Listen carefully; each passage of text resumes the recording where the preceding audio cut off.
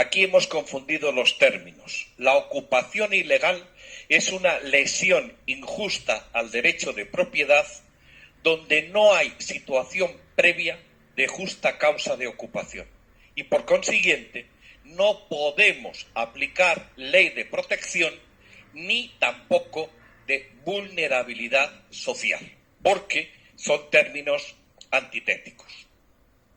Por otra parte, también hay que tener muy claro, en el momento de la ejecución hay que dictar una providencia donde se amplíe el horario a las fuerzas de seguridad del Estado de 0 a 12, de 0 a 0, y que puedan actuar con toda la libertad del mundo.